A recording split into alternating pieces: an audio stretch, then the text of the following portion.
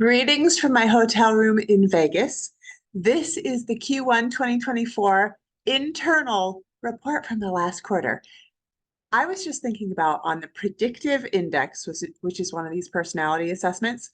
It says that my personality style is called the Maverick, which is very innovative and thinking outside of the box. And it says it is excessively informal. It's interesting. When I first started coaching and training, the feedback that was given to me from my master coach was stop being so stinking formal. And it's so interesting because I was trying to find what is my style? How do I think I'm supposed to show up? What's authentically me? At times, it's good for us to lean in to our authentic selves. At times, it's good for us to adapt. Right now, I'm leaning into my authentic style of excessive informalness. Here we go. I actually think it's a bit more human and might even be more interesting with that. So to start us off, I mean, there's a little bit of formality, right? Here's a PowerPoint slide. I'd like to talk with you about these couple of things. So the first, this congratulations category, which says Kayla, Jeff, and Roxana collaborations, 27 programs in 1 month, and a few projects and programs this quarter. And then I want to do a micro training topic on how to respond to pushback when there is the attempt to criticize the facilitator. Then I want to highlight the facilitator portal and all the resources for support there. And then I want to share a little bit of personal stuff with you. So starting off, oh my gosh, Kayla on our team, the one who does all of our social media, she's pregnant. And it's now very common knowledge. She's having a girl in July. Kayla, we are so excited for you. That is just thrilling. And Jeff and Roxana have been delivering a bunch of DEI programs together. And so them learning how to co-facilitate and do that play with each other has been super awesome to watch. What I've been noticing is this last quarter, we've had a lot of collaborations, meaning us internally collaborating with each other and learning from each other and teaching each other. And I love that. I love learning from all of you. And of course, hopefully, I hope that you enjoy learning from me. Then just for a little insight, in 1 month, we have had 27 programs. When I counted them up, I was doing 15 of them, and the rest of you were doing the rest of those. And I just want to share that to say, Courtney Broughton, the one that holds us all together on the back end, she has had to facilitate, coordinate, make sure all of us in the right place at the right time and all the stuff. And Courtney, you've managed us brilliantly. We've got a few projects also going on, which one is the DEIB, Diversity, Equity, and Inclusion and Belonging. The video that's been created, it's almost finished. Victor is putting the finishing touches on the editing, but there have been 10 of us who've put together this about hour-long video. I can't wait for everybody to see it. It's super awesome. And then let me share with you what programs we've had this last quarter. So this is a lot of really tiny, let's see if I know how to do this too, right? Laser pointer. So down here, these are the organizations. Over here, it's kind of what we've done. And so I think it's interesting because us as a team, we are all fiercely independent, mostly for better, a little bit for worse. Sometimes it can feel like, well, what's everybody else up to? So here's what everybody else is up to. Lots of acronyms in here, I'll decode it. So the Maricopa County Department, of Transportation, we've been doing a leadership academy for them. Northern Arizona Council of Government, NACOG, also we've been doing a leadership academy for them, Head Start specific. Then LMT AAA, Lewis Mason Thurston Area Agency on Aging, also a leadership academy for them, all simultaneous. Judy has been spearheading all of those, and super awesome. Then we've got Temple University out there in Philadelphia. They've been doing group coaching in their School of Dentistry, as well as they've been having one-on-one coaching that Jeannie's been really spearheading. City of Flagstaff, we love them, don't we? So many things. So one with the leadership team, we've just completed a series of trainings specific to their leadership team. There's been quarterly trainings there. You can see this last topic was process efficiency and time management. And then we also had strategic communication. There's been some budget retreat facilitation, which Jeff has really been heading up. And then water services has been working on culture. The extended leadership team, which is like one layer out. We're doing a whole sequence of things for them for 2024. But what we've done this last quarter is some of that remote leadership and engagement and a DEIB program. And that video, like I mentioned, is almost coming out in case you're like, where are we? We're right here. Okay. So then Mojave County Probation out of Kingman. We did some work with them on accountability and crucial conversations. And oh my gosh, those probation officers, for some reason, we've really created a niche within the probation world. Tough and tender, right? Teddy bears who can be really tough. Then the Show Low Unified School District, they've been focusing on resilience, change, and trust. It's amazing to get to support schools where they do so much. They have such hard work, I think. Then the city of Sedona, specifically working within the police department in a couple of different ways, strategic planning, understanding gender identity. Then NFF, National Forest Foundation, which they support the Forest Service, right? They're like the nonprofit branch. We've been doing some strategic visioning with them. High Country Humane. You can see almost all, I haven't thought about this as I look through. This is true. Almost, I think all, no, not all, almost all, like 95% of who we've been supporting this quarter is either government or nonprofit. So now we're at High Country Humane right down here. Right, when I try and use the laser pointer, sometimes I move forward. It's a right for animals. On accountability, we're doing a little series with them. The city of Tolleson, working with our library. We'll also be working with more departments there. And then Coconino County, the facilities department, they bring us in every 6 months consistently. They are such a thriving and front leading department within the county. On top of that, we often don't talk about who we're coaching because it's, just a couple people here, a couple people there.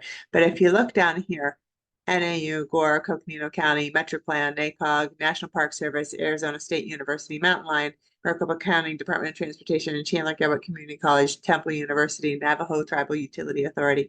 We're doing one-on-one coaching with all of them.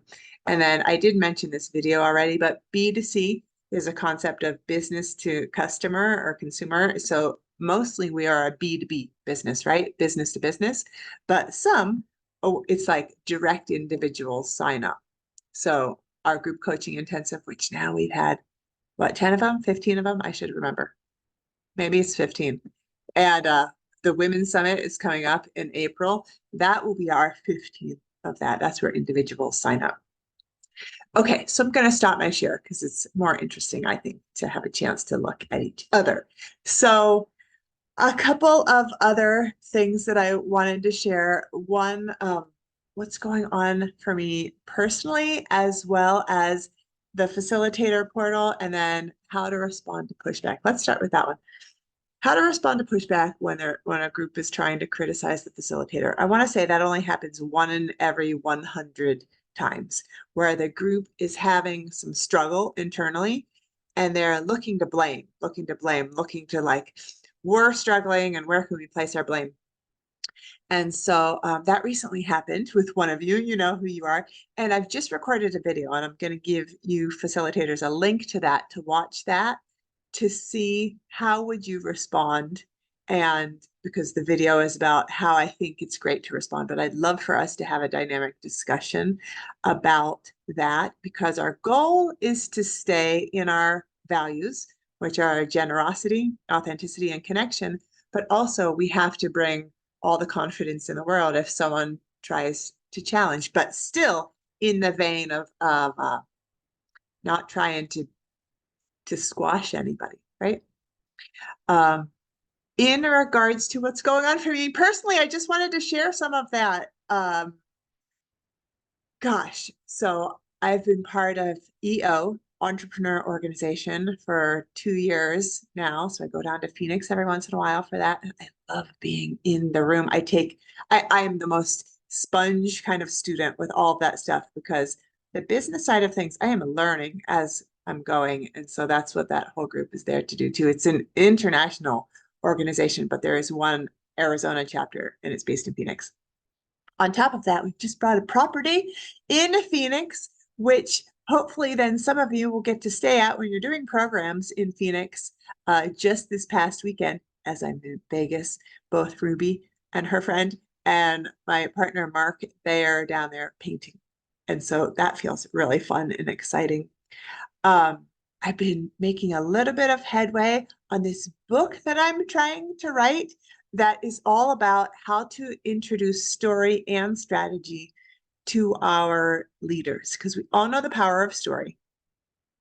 But what I've noticed is the leaders that we work with use it so infrequently.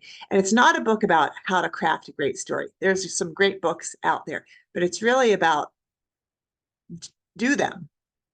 Yeah, they should be relevant, engaging, and short. And when talking about what is a story, or how I'm defining it's happened in a time and a place and a location, right? It's something that specifically has happened in your life and you're bringing it in. And I haven't talked about it very much. My daughter Ruby and I are really similar in that we don't want to count our chickens before they're hatched. I've noticed that about her and about me. So one is about, I haven't been talking about the book like until it's published and done. I don't want to say too much. So it's kind of hush hush. Also, when I was giving birth, I remember not wanting to be like, yeah, this is full on labor and my baby's coming today or soon, until I still remember the transition period, which is when you like often throw up. And I remember throwing up and then being like, okay, now I'm willing to admit it's actually happening, which ties me into thinking about Ruby, who has applied to study abroad next semester in England, but she hasn't wanted to tell any of her friends because what if it doesn't happen? So once she gets accepted and it's 100%, then she'll start to share. And then my son Miles, he's almost completing 1 year doing an AmeriCorps trail crew in California, and he is just living his best life. He is so happy. And I got to actually even FaceTime with him today for a moment as he's walking on the trail, like carrying the chainsaw. It's got his little bandana on. They don't shower for 8 days at a time. It's awesome. Okay, I'm gonna highlight then the facilitator portal for a moment. So the facilitator portal is something that came out of one of you saying, hey, could we have access to all of this stuff behind the scenes? So now you all do. And even just for interesting sake, when you go into the archived or past PowerPoints, you will see there are 600. The beautiful thing about the work that we do is that it's like snowflakes. Snowflakes in that each program is unique and different. There is not one that is exactly identical to the other. There may be some similarities utilizing similar slides, but each are tailored to what the group needs. So that portal is interesting. Also, here's a few things that I want to share behind the scenes. So you all know this document, this kind of the facilitation how-to. I just want to highlight a couple of things that are interesting. So we all use Voxer together, right? That's how we all communicate together mostly. Just as a reminder, if you are going to do a text Voxer instead of a voice, that's deemed urgent. Unless you're like communicating with one of the other people and they know that you can't talk right then because you're in a program or you're in the doctor's office or whatever, and you have to text back and forth because you're responding to them. Other than that, remember that that means like especially toward me or toward Courtney, if it's after hours, we try and see it because we know it might be an emergency. Other than that, just use voice, please. Reminder about invoicing, because if you do it like on the 2nd or the 16th, you won't get paid until the following cycle, just to know. Can you all know that this YouTube video channel that's all this behind the scenes stuff is for you and is constantly getting updated. Well, maybe not constantly, maybe like every 2 weeks. So don't forget to go in there and utilize that. Just as a reminder, for those of you facilitators who are working pretty consistently, or I guess that means more than 3 times. What do we say? I don't know. It's in here somewhere. More than like 2 programs a year. I would love for you to schedule with Courtney or with me, however it works. But it's really with Courtney. If you reach out to me, I'll direct you to Courtney. 2 times a year that we talk about feedback. I mean, we do often with each program, but those are like big things. And then just a reminder, if you don't have these scheduled, where I'd like for you to teach me something that we could potentially use in our trainings 2 times a year. I mentioned our values, and I would like for us to be walking our talk in terms of actions all the time. So I'd love to have more conversations with any of you about those. I've just got a few more things that I had highlighted. This might sound funny, but you know how trust building is like trust making or breaking is often built on just a couple specific little actions or things. Here's one that's really important for us internally. Here it says, it's imperative that you are crystal clear about when and where you should be and what the topic is. Julie recommends also having a paper calendar in addition to your electronic that you write all your programs in so you can simply and easily see all of the Lancaster leadership programs at a glance and in one place. If one of you, it's never happened in reality in the real day that you're either in the wrong place or having the wrong topic, but if one of you sends an email to either Courtney or I or something, and you have either the topic wrong, you've reversed it with another one, or you got the date wrong, it makes us really nervous about a lot of things. Like what else don't they have organized in their minds? So if you can make that one of the #1 priorities, and again, the paper calendar is something I love. We've just crafted a Friday checklist, so there's a little bit of a change in here. Some of you do this really consistently, so I'm thinking like Judy, there's you're really consistent about this one particular thing right here, which we normally do Mondays. We're now asking for you all, whenever you are doing programs, if you wouldn't mind doing this each Friday. Here's one, a Voxer message, a check-in, confirming in the next week's program and any last-minute questions. Also, if you're co-facilitating with anyone, making sure that you're all like, we're good, we're good. That's just to make sure that we know that you know you're on top of everything. Secondly, it says, from the week, can you let us know honest assessment of how programs went? Before, we asked that you do that the same day, but now, so that's changed. Also on the Friday right before the following week, confirm that you have the location, the point of contact, the invitee list, right? You're checking the Outlook invite, all of that. If it's virtual, you're making sure that the Zoom link is accurate, that it's your Zoom link in the calendar invitation instead of finding that out the morning of or that kind of thing. And we are working on, it's an in progress kind of thing, making a OneNote notebook for each person. So all this stuff can be stored in one easy place. And then the last thing here right now is send Julia and Courtney a notes document from the week and all the things that should be included in there. It should not take you more than 15 minutes to compile all of that because you're not writing anything new. You're just taking stuff from the slides. I think this is the last thing I want to mention, that #5 right there. Yeah. If you wouldn't mind, if it's not too weird, would you mind taking a photo at your events? Some of you are consistently doing that, some of you not as much. I usually like to wait to the end. Well, first, if the group wants a group photo, I'll take the group photo, but I don't like to post those online anymore without getting the whole group's permission, which I haven't. If it's a group of like 20 or smaller, you can take the picture and say, hey, I would love to post this online. If anyone has a problem with that, would you mind coming up and telling me before the end of the day? And then I for sure won't post it. You could do that. Anyway, it's just asking if you wouldn't mind, and then shining light on our people and tagging them and tagging Lancaster leadership and putting a couple of hashtags in there.